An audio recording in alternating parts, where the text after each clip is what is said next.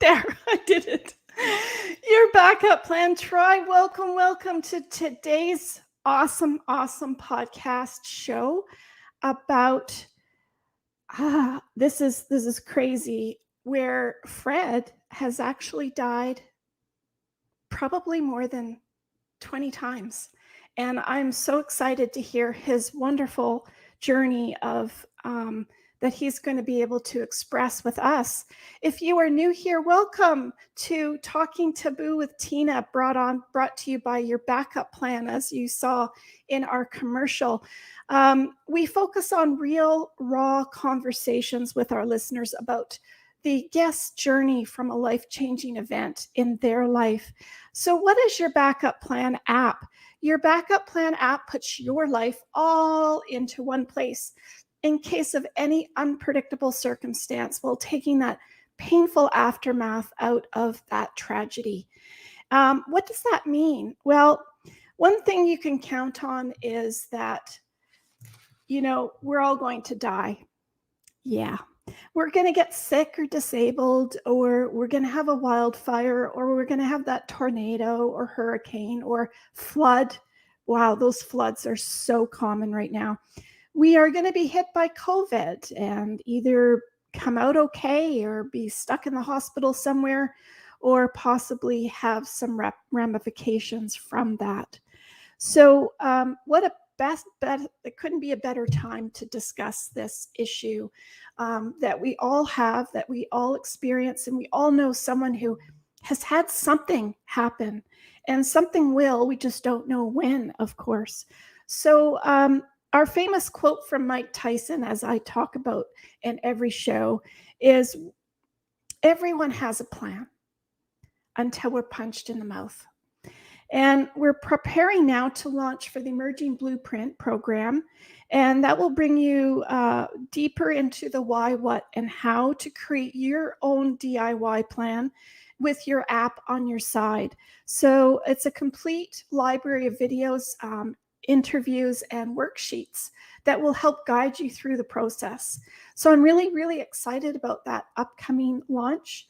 And really looking forward to getting that pushed out to everybody to help you understand what you need, why you need it, help you with some worksheets, have family conversations.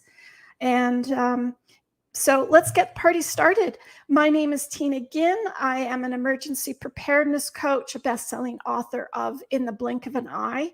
Yes, things happen in your life just like this. In the blink of an eye. That's how fast things happen.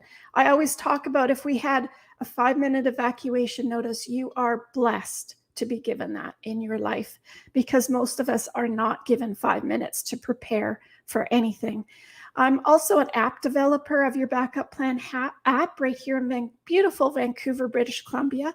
And I'd like to welcome, if you are brand new to our channel, I'm super happy to have you here with us today. Those of you who are beautiful repeat visitors, thank you for listening. Thank you for subscribing to our channel. If you haven't already, like, share, and subscribe, because I'm going to get my hand out here. And that is down here at the bottom somewhere, where you have to press the subscribe button to our YouTube channel and follow us and share it with those. Because if you have found us, you have found us for a reason. And believe me, there's going to be lots of good, great information in every one of our shows for you. I'd like to welcome United States and Canada, the two top listeners of our show, of course, and our German and Ireland listeners. Meine deutsche Freunde sind unserem Podcast willkommen. Wenn Sie Kommentare haben, können Sie gern Fragen stellen. Also danke für deine Freundschaft. Danke fürs Hören, meine deutsche Freunde auch. Thank you so much for our German listeners from around the world. I welcome each and every one of you. So today our special guest is Fred. And Fred joins us from beautiful Toronto, Canada. Welcome to our show, Fred. I'm so excited to get our party started. Hi, Fred. Hi, Tina. Thank you for having me. Oh, you're welcome. I'm so excited to have a synopsis of your story. Fred comes to us from beautiful Toronto, Canada. that's on the East Coast of North America. He is an aspiring author. He's working on a book currently called The Summer I Died 20 Times, Volume 1. He is recovering from all of this trauma that he's had in his life. He's a motivational speaker. He helps people, inform people, inspire people about his journey that he has had. And I'm really excited in having Fred on our show to talk about his real raw conversations that we're going to have today. Thank you for coming on, Fred. My pleasure. You make me sound so impressive. This is awesome. Oh, you are impressive. You are. Thank you. Your story, everybody has a story, and hopefully, you're able to reach out to those others. Maybe others have experienced something similar, but they're not really understanding it or what really happened. So I'm very excited to hear how your journey started. Well, my journey actually started at birth, believe it or not. That's not meant to be a joke. I have what they believe. I believe they. Sorry, I'm getting a little tongue-tied. They believe I had a stroke just before or just after birth, and it wasn't diagnosed till I was in my mid-30s. So I had all these things going on that, back in the 70s, nobody paid any attention to. So I've had a challenging life right from the beginning, and then I had concussions from playing sports, rugby and hockey and football and all those things that sort of compounded those issues. But the real craziness got started in summer of 2009. And that's when I started what they thought was just passing out randomly. So I would be walking down the street and then boom, I'd be unconscious. And I probably went to the hospital 15 times. And it took over 4 months before they diagnosed me correctly. And in keeping with the theme of the show, there's just no way to prepare for an event like that. Like your life is just so disrupted. But you also find out who your friends are. Yes. The people that step up. But as we talked before, I used to be a financial planner, and it's easy to make plans to say there's going to be this money coming in, but there's nobody that I know of that's ever made the plans to say, okay, you're going to pay this bill and you're going to take care of this and you're going to take care of that, which is essentially what your app is designed to do. And I think that's a fantastic idea. Oh, thank you. So, and you only notice that when something occurs in your life like that, right? To understand. Absolutely. Absolutely. So during this 4 months in the summer of 2009, what we eventually found out was I have something called a full AV block, atrial ventricular block, which is the electrical system of your heart that tells your atria and your ventricle, visual displays here, how to beat. And if the signal from those two centers or those two chambers gets interrupted, you'll have either arrhythmias, or in my case, your heart stops completely. And when your heart stops completely, your blood pressure goes to zero, and whatever position you're in, you become dead. Is that more of a stroke or a heart attack then, Fred? It's actually neither. It's strokes and heart attacks often come from blockages. This is a pure electrical, something blew the fuse and nothing's going to conduct anymore. And that's what happened to me. So eventually, it's happened to me at least 20 times that we know of. There's probably times it happened when I was asleep and didn't realize this had happened to me because I kept recovering. Even today, they have no idea why this happened to me. When I ended up on a cardiac ward, I was like by far the youngest person on the ward. And a couple of reasons this happened was doctors saw a fat white male. So they just assumed it was a heart attack, and they kept testing me to prove it was a heart attack and not looking for anything else. And they kept ignoring the fact that I had cranked my head uh, on whatever was the hardest thing in the vicinity of where I collapsed. So, commercial countertops in a washroom, curbs, street grates, anything. So I had all this brain damage from the Falling. concussions and plus from not getting oxygen to my brain. Um, and this is layered on top of damage to my brain from when I was a child and teenager playing sports. Mhm. So, yeah, nobody can plan for this kind of combination of events. So, Did you have more than one memory of going back to the 5D world of dying, so to speak? Did you have multitude of those visions or one big vision? one big vision, and uh, I actually feel kind of ripped off because if you have read or seen a number of these near death experiences, the people come with these lovely visions of, come to the light and the warmth and you see old friends and stuff like that. And I got none of that. It's like so unfair. You'd think, one out of the 20 or one out of the 40 would like, Show up. nothing. Yeah, it was nothing. What, or maybe it happened and I just don't remember that part of it. What's more distinct for me is the coming back to life part, and which has been the most awful experience I've ever had in my life. Which it's a little contrarian, right? It's the greatest thing that's happened to you, but it's also the worst thing that's happened to you. Because if I hadn't gone through that experience, we wouldn't be here talking. So Did you remember going into it, not through it, but you remember coming back out of it? Is that yes, so how I far had these into it? events. Yeah, how far into it did you go? Do you To remember? complete blackness. Okay. Um, so I physically what I felt was what I now call a brain quake.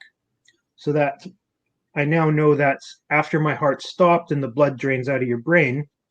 Um, I felt like my brain was shaking, like my brain was an isolated earthquake, and then your vision narrows and then you're gone. And that's happened to me lying down. It's happened to me walking. It's happened to me on the operating table. Um, so, and that's But it doesn't take you any further than the blackness.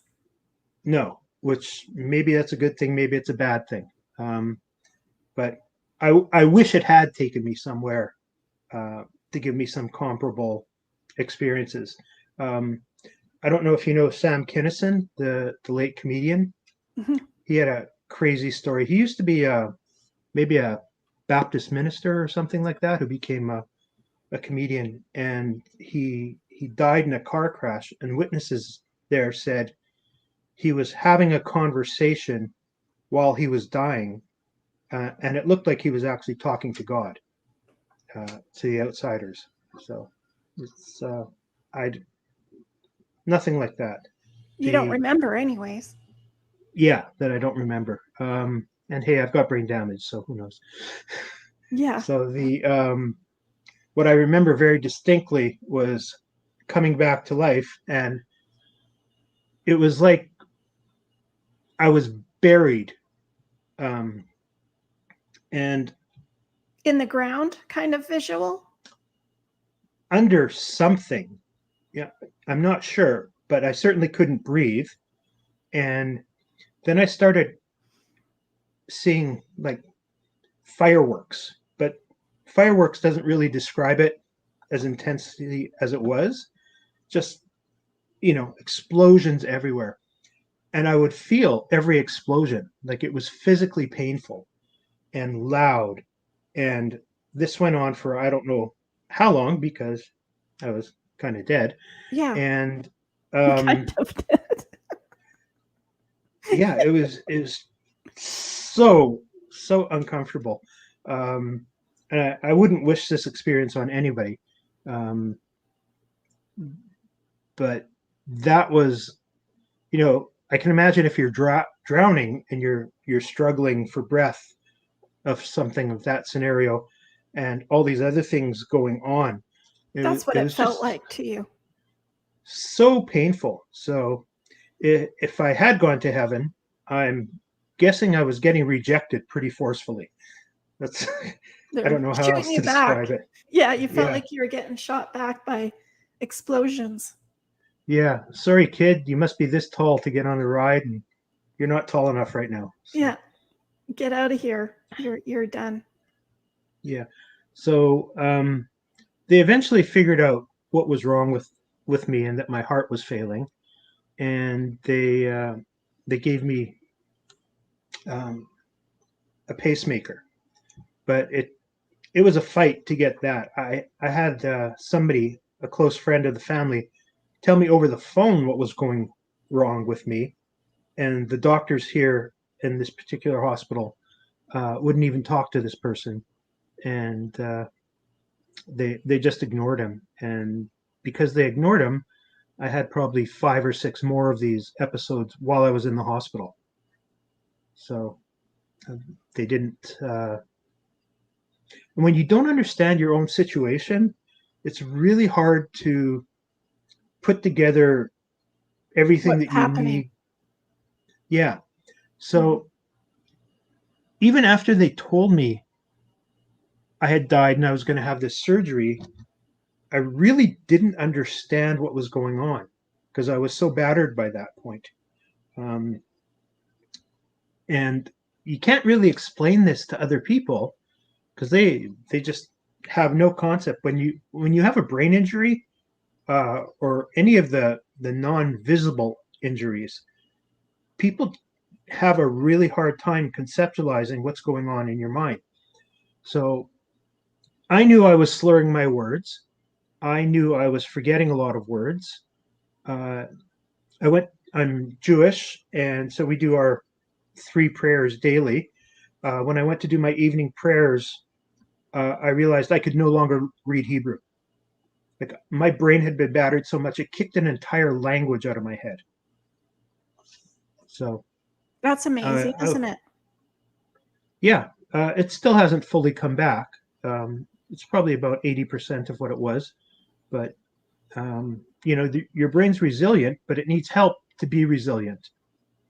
So, um, and it's just sort of by fluke that one of the main tools that I've used was introduced to me, and we talked about it a little bit before. But intermittent fasting.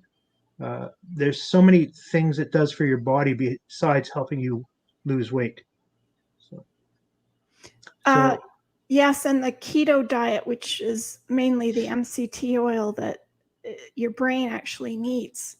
mhm. And I think it should be pushed more to help survivors as well as people going through brain issues because it extremely helpful. Mhm. The omega 3s are becoming more and more identifiable as such a benefit. I don't know if you've heard Dr. Rhonda Patrick. She's got an amazing podcast. It's too long though. It's like 3.5 hours. Very high level science. But she recently had on a researcher who said a huge percentage of the people who died from COVID were very low in omega 3 fatty acids. No, it's So there's a interesting. huge correlation. Yeah. So the same with Alzheimer's and Parkinson's and those people. So you're right. Most people should have more. We really have to. We'd have to eat like half a whale a week to get everything we need. So they're working really hard on trying to find artificial ways to create the omega threes because the fish don't produce their own omega threes. It's the planktons and things that they eat, which produce the omega-3s, which get into the fish systems. And whales need it too Hmm. to survive Absolutely. healthy, Absolutely. healthy wise. Did so when you were at the hospital, you don't remember when you came out of it to what degree of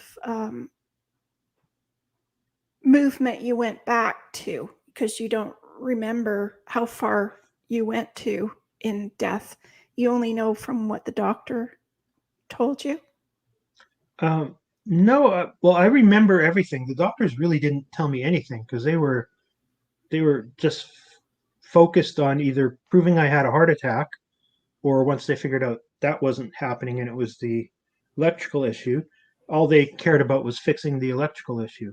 So, um, one of the challenges in our medical system is doctors don't like to be talked back to, and they believe they're God. So maybe I did see God, or a number of gods who didn't want to listen to anybody. Yeah.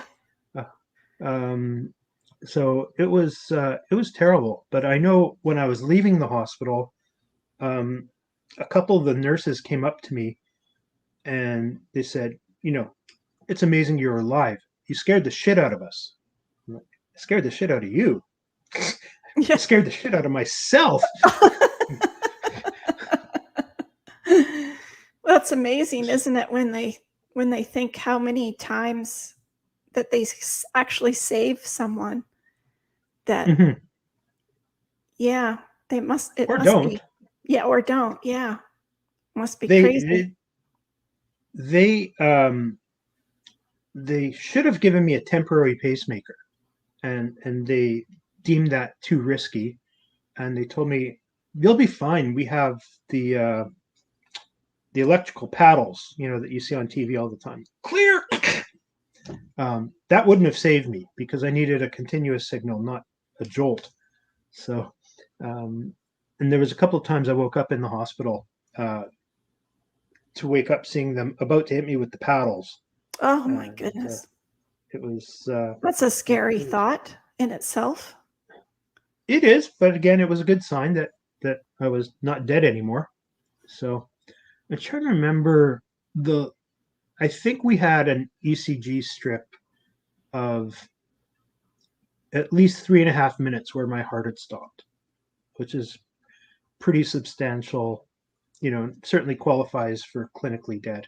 Mhm. So, so Absolutely. And it's just too bad that you don't have the experience of talking with anybody in those 3 minutes. mhm. um, well, maybe I was, and maybe me doing things like this podcast and writing my book were the instructions I was given uh, from that time I can't remember. Um, this is your purpose in life. You have to go out there and tell people that they have to learn to advocate for themselves more strongly in the hospital and ask for second opinions and third opinions because nobody knows your body as well as you do. Um, and if you tell somebody that and they're not listening to you, you have to find somebody else to listen. So maybe that was my conversation. Mhm. 'Cause it's So, very it's inground in your head now, so it's probably was. mhm. um, do you have a vision yourself of what it would be like um, passing through or trying to pass through? Um, yes, and I can't say that I died, but I absolutely was taken, at one point when I was falling off to sleep once, and Hmm. I had, a lady was standing talking to someone. It looked like a another female because she had a long dress on. I don't Today, that doesn't mean anything. Yeah, I guess. I didn't recognize her, but the lady that was there with her back turned to me when I came up to it was all like she looked like she had one of those bonnets on her head, Hmm. and she had a long flowy dress. I don't know what era that would have come out of, but that's Hmm. what I saw, with a big bow at the back and a big bonnet at the top, and it was all white. and she even had gloves on her hand, and she reached out for mine, and she took me on this path, and we actually skipped. I mean, it sounds crazy, but we skipped Sounds down this. wonderful. It was like if you were going to die, it was like there was like a meadow on each side, and we skipped through this pathway, and it was like she was taking me somewhere. Like I felt like I was in the Wizard of Oz or something. Mm-hmm. And remembering it too. Mm-hmm. It was I couldn't have made it up for what I saw, because I don't have that kind of brain to Mm-hmm. to visualize that kind of thing. So yeah, it was beautiful, and we skipped down this pathway like kids, and she was so nice and very healing. It was like an angel, but not in an angel costume, you know. Mm-hmm. So that's my only experience that I've had that I can relate to what it would feel like. Mm-hmm. So coming from an Orthodox Jewish perspective, um, we don't generally believe and I get disclaimer: check with your local Orthodox rabbi, to, to confirm these things. Um, Angels perform missions in general, and Raphael is the angel of healing. Um, but we don't believe the whole wing things and the halos and stuff like that. They can appear to us as whatever they need to appear as. Mm-hmm. So, um, you know, you could be an angel for all I know. Actually, I think with the work you're doing, you probably are. So, I think they would call it a heal worker or something as such, and possibly what you've been probably told to do is to go get your words of wisdom out there. mm-hmm. Yeah, I don't doubt that. Um, we have a lot of ancient texts that talk about heaven, and a lot of it revolves around you get to sit at the throne of God, uh, while he or a lot of the great rabbis from days go by teach classes. We don't get a lot of you know, you get whatever you want and float around on clouds and eat cream cheese. And if you remember those old commercials. Mm-hmm. Um, so uh, it's a different perspective. It's a less, I guess, or more utilitarian. This is a practical thing that happens to you. And the more pious you are, the closer you get to sit to God, and the less pious, you'll be up in the standing room only, I guess. Yeah, true. Just not in hell, I guess. You're just in the standing room part. Yeah. According to our teachings, we make it very hard uh, for people to qualify to be in hell, or however you define hell. Yeah. And we believe that after you die, the soul departs the body, and then it spends, uh, depending on the person, 6 to 12 months going through sort of a spiritual car wash. And I'm sure there's a few people that don't even make it through the car wash, but because they're just so unbelievably horrid.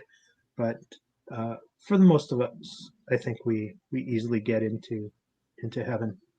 I think it's a cleansing part of the process, Mm-hmm. is my understanding of the next stage of your life, basically.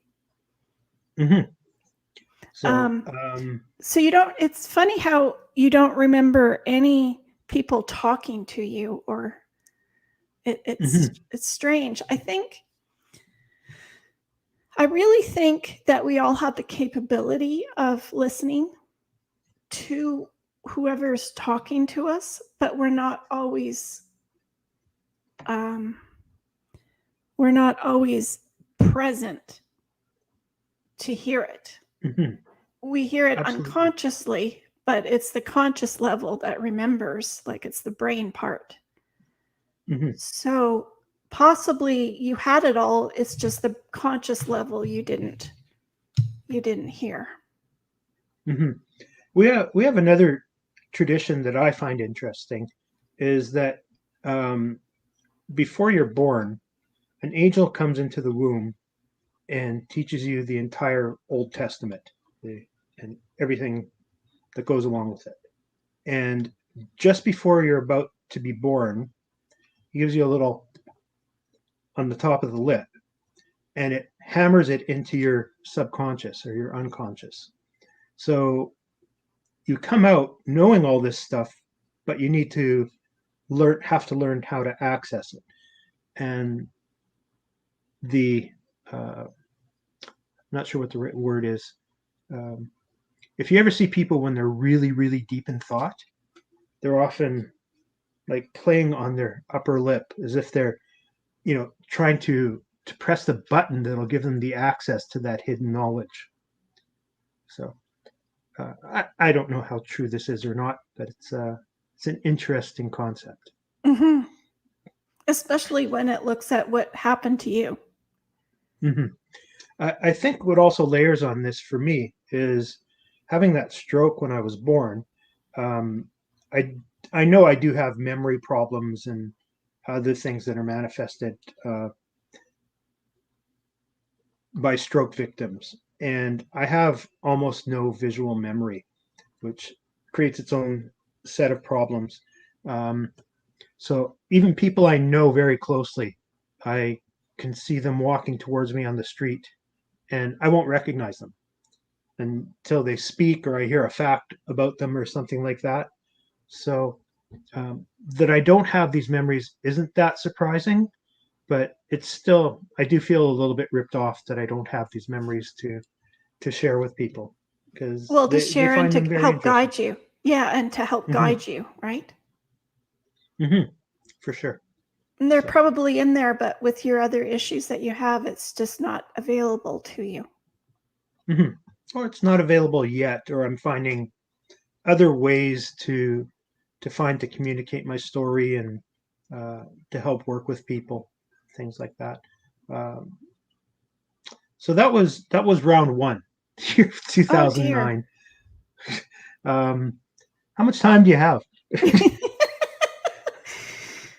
We have another half an hour, I guess, of so you have another at least 10 times of this, don't you?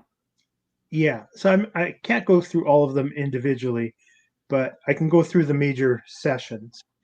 Um, so in 2013, I was riding my bike and I was having a really good bike ride because I bike riding was a huge part of my recovery. Exercise is very good for the brain.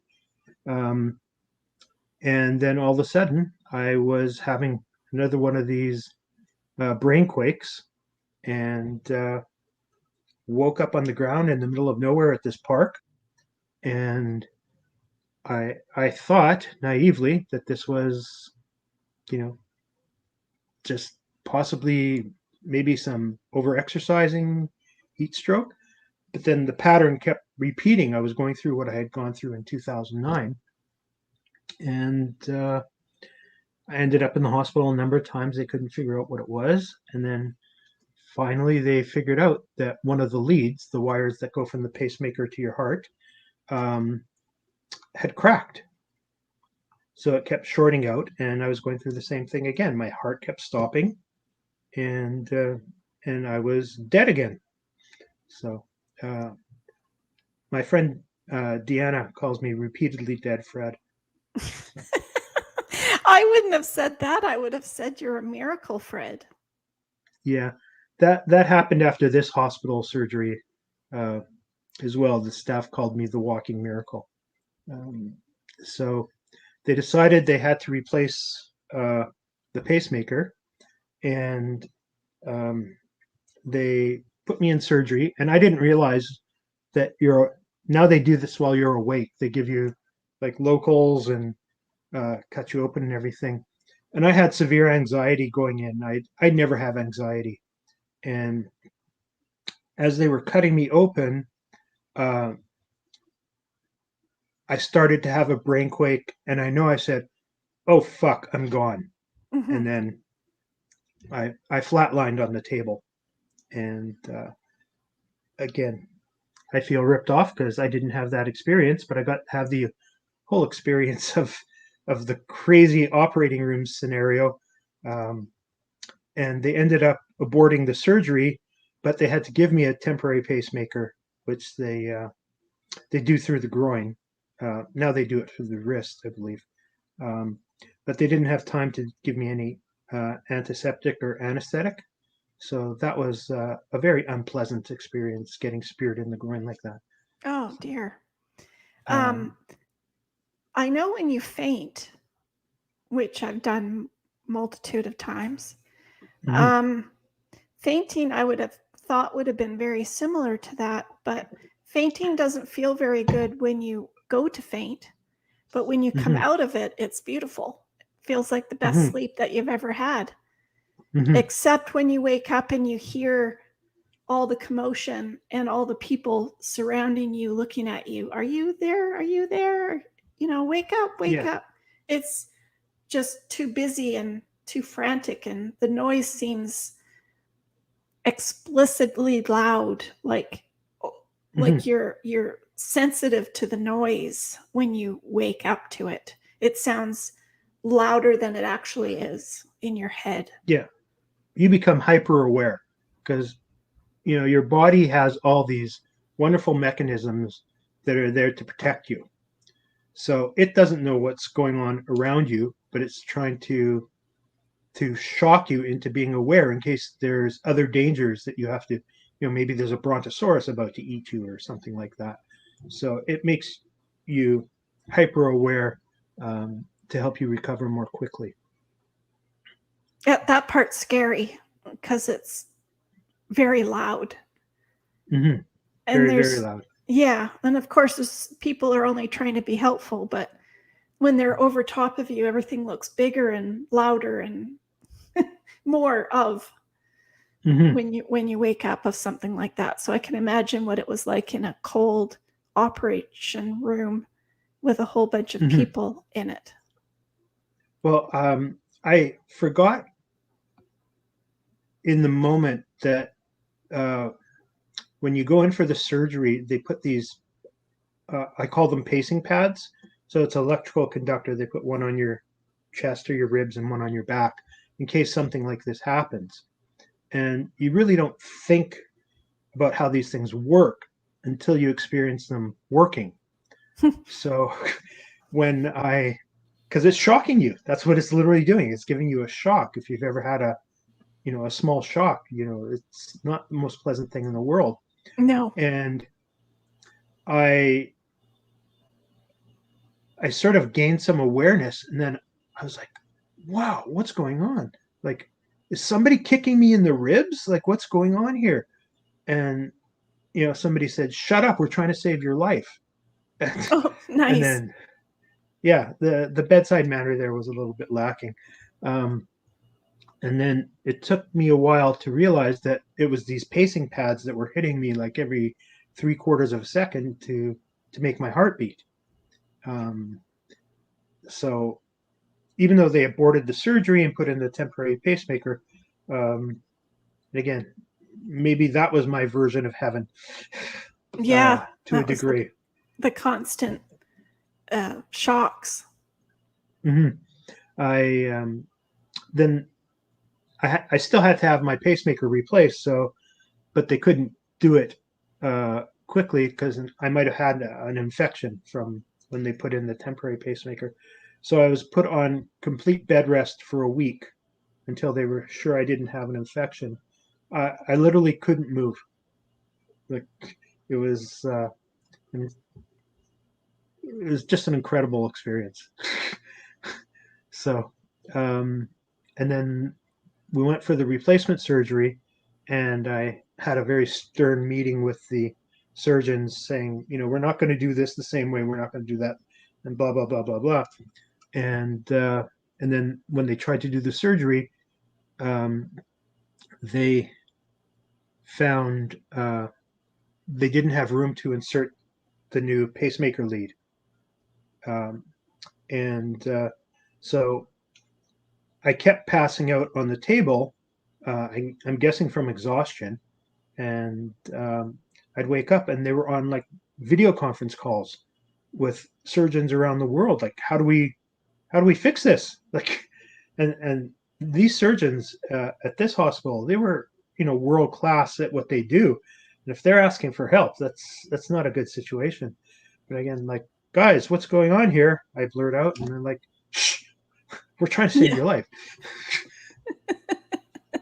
Not what you want to hear. You want to No, hear, oh, it's all fine. It's all good. yeah.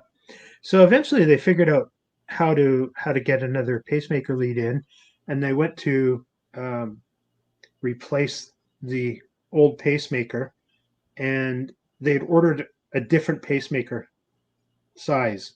So pacemakers are pretty tiny, like old pocket watches, and um, they go in a little pocket, and um, the one they ordered was too big for the pocket that the first pacemaker had been in.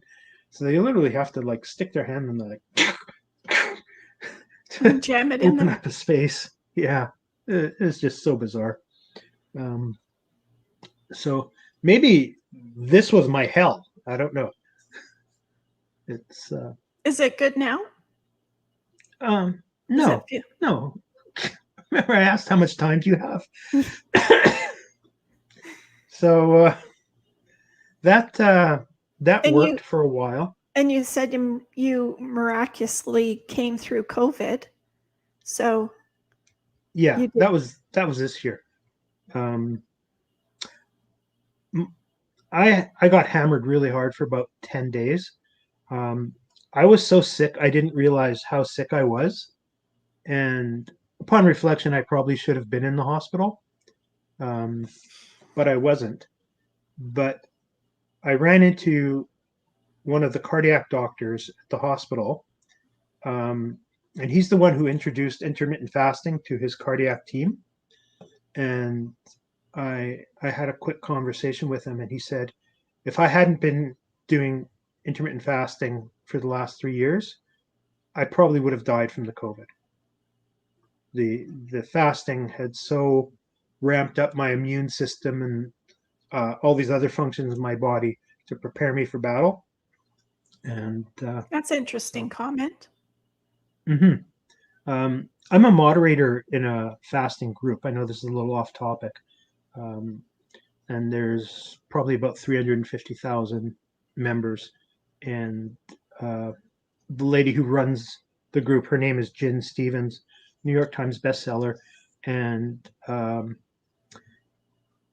just the information we know now about what happens when you fast and how it affects your body positively, it's just mind-boggling. Um, What your body so can that do, isn't it? yeah, Yeah, it is a miracle. uh, the um, the doctor that I ran into said intermittent fasting is the best non-medicinal tool we have in our bags these days, probably ever. So, if you want to have another conversation about intermittent fasting, we can Fasting. do that some other time. Well, it's helped you, and that's the main thing, right? So, Mm-hmm. I know it's what would you say to people now then, if you know what you've gone through to with your journey to others? I think the word unexpected doesn't begin to cover it. Um, Well, you don't and plan for something like that, that's for sure. yeah, the doctors told me I was like a 1 in a billion event, and I had four of these 1 in a billion events. So, who's going to plan for something like that? Uh, I think we really need to have tough conversations with our families and peer groups about how we want things handled or how they can help if something like this happens. Now, granted, I'm at the really extreme end of things, but But not um, necessarily like your friend who had COVID, who was in the yeah, hospital that you mentioned. perfectly healthy guy, and went into the hospital and was in a coma for almost 6 months. And he also saw a woman in a long flowing dress. So I know I had lucid dreams and hallucinations when I had my COVID bout, and he saw uh, a woman appear out of the clock on his wall, or so he thinks, because and that she would have conversations with him. Uh, so And what was his issue? Do you know by any chance? Like, was it lungs? Was it capacity of breathing? oh, Pneumonia I or actually I've never asked him, but I'm guessing that's why. Because he was on a ventilator, he was on a trach tube. Um, but 6 so months, that's a long time to have someone pay your bills and know where everything is if you don't know. mhm. And his family also has some significant business interests, but he was the main guy. Um, Nobody else in the family knew where to start with picking things up. You That know, that makes it super difficult, and I don't want that for anybody, and that's why, your backup plan app helps people get that better prepared because you mhm, don't expect something. And you being single, um, that has a big ramification to it as well, because who mhm, knows where all of your stuff is, who has an extra key to your apartment or your house, and who knows where the garage key is and the shed key, and do you have cats or dogs, or what medical, if not all of us have our medical at one doctor or at one hospital. So that mhm, is also issues because you might be visiting somewhere else and they don't have access to your medical history. mhm. I have So 7 doctors. that's a lot. That's a lot. Yeah. So, and they don't talk to each other unless I really force the issue. They'll share notes, but really, doctors would spend their entire lives just reading other doctors' notes. They don't look at them until they think they need to, um, which is one of the reasons we have big gaps in our medical system. Uh, Mhm. but Were you worried about your stuff, so to speak? Were you worried that, maybe you had a little bit organized, but because it's these life changing events that make us realize that something mhm. different could happen to the end result? Well, I really downsized my life after 2009. I got rid of a lot of stuff and uh, living in small apartments and things like that. So, as I mentioned to you before, my brother is a lawyer, so he's quite aware of a lot of this stuff that has to be done. He took that over from my parents, now from my mom. My sister's a nurse, so she's my go-to person on my medical stuff. But I have no family here, but I am blessed with an incredible set of friends and community that can step in. But you know, getting into the finer details of your life, even knowing your own life, you never know all the finer details, and there's always something that's going to be overlooked. So I think something like your app that can help consolidate everything and you know Have it give people the accessible. yeah the 35,000 foot view, uh, and start taking it down more towards ground level. That'd be a tremendous asset to anybody. Well, and I always say, because you had mentioned about your friend who had COVID in a coma for 6 months. And, I feel so bad because it doesn't have to be that difficult if you were Hmm. organized beforehand. Hmm. There's nothing difficult about the process. It's just people need to do it. And that's the Hmm. issue. So, um, do you know what happened in the end? Like, because his wife would have had to look after everything, and not knowing where anything is Hmm. the problem. And I know with single people, it's a big issue as well, because you Hmm. don't always want to relay all these details to someone. And it's nice to have it in a secret place just in case you need to pull it out of your back pocket. Hmm. Well, I've had some long conversations with my family about my situation, and because this all happened to me, and I haven't worked for 12 years now, which were supposedly your prime earning years. Um, my assets have certainly taken a hit. Um, so my situation isn't that complicated beyond, where do I want to be buried Yeah, at this point? because Hopefully you that have will the change. rest looked after.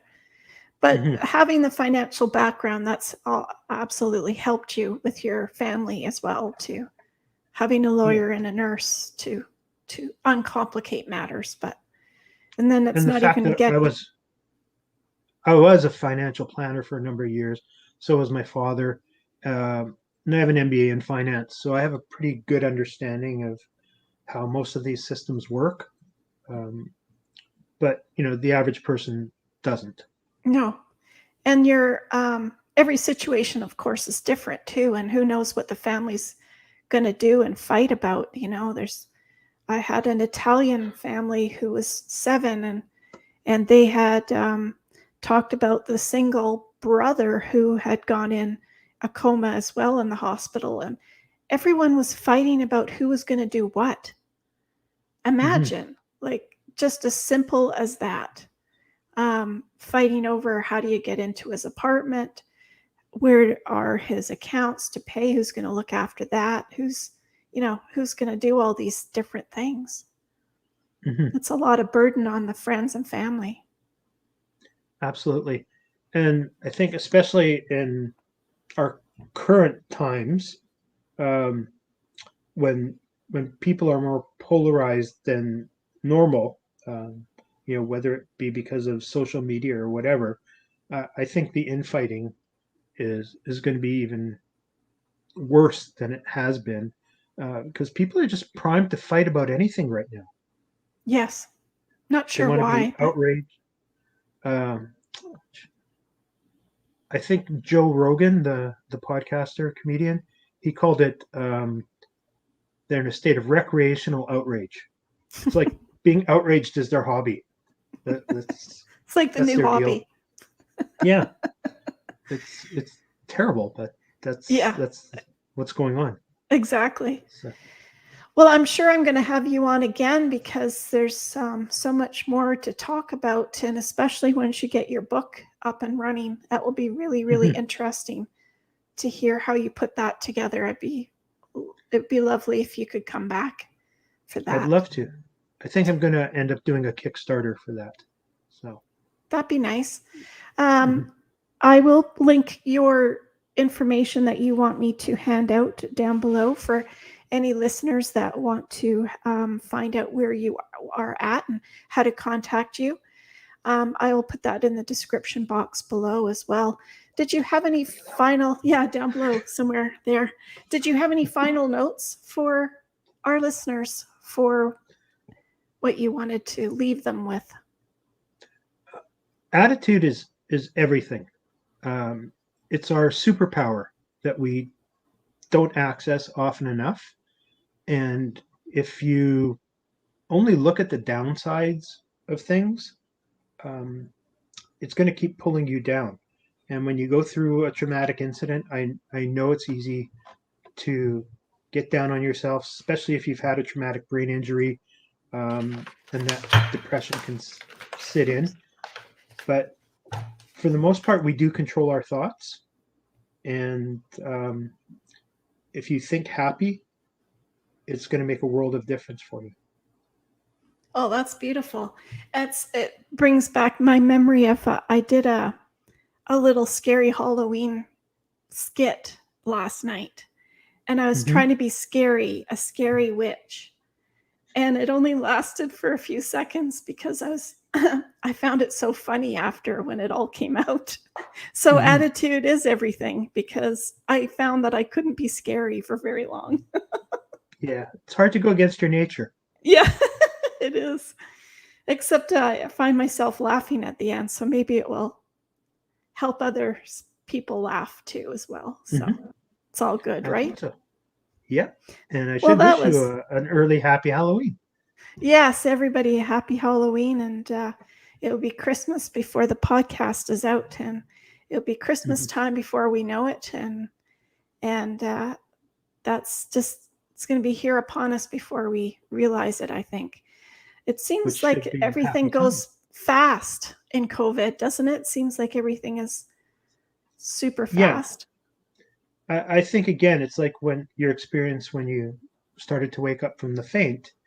COVID has made us hyper focus on our lives, um, some in good ways and some in not so good ways. Um, but we're so insulated from everything else that it just seems we're just moving very, very quickly. Yeah, it does. Well, thank you, Fred. Please take a moment and subscribe to our channel if you already haven't. Down below, click on that subscribe button. And I like to click on the bell so you get notified of our shows that come out, ones that I either upload or do lives. If you click on the bell, ring my bell. I always sing, ring my bell, down below. When you're thinking about someone special, when you're listening to this show, somebody special that you love and care about, please reach out to them today and tell them how much you love and care about them, because you don't know what tomorrow may bring. And we all have phones, guys. We all have phones. We have Skype, we have Zoom, we have Facebook Messenger. We have so many avenues to reach out to that person that you love and care about today. So stay tuned for our next podcasts and live streams. We have great conversations with some of the most interesting and accomplished people in the world today. I think you'll be entertained, informed, and hope that we've inspired you today and motivated you to start thinking about your unique own plan, because no one is Superman, even though we think we are, so expect the unexpected. Thank you again to all our listeners. We are now into our successful second season, and I want to thank each and every one of you for subscribing and following our channel. We are on all podcast platforms. We are on YouTube, Instagram, LinkedIn, Twitter, and TikTok and Facebook as well. And we do have a Facebook group for our VIP members so that you get notified and can talk amongst yourselves in our Facebook group about your journey as well. Thank you for sharing your time with us. And I love each and every one of you. And Fred doesn't know it, but I always share Carol Burnett's song at our end of our show. I know you know who Carol Burnett is, Fred. Mm-hmm.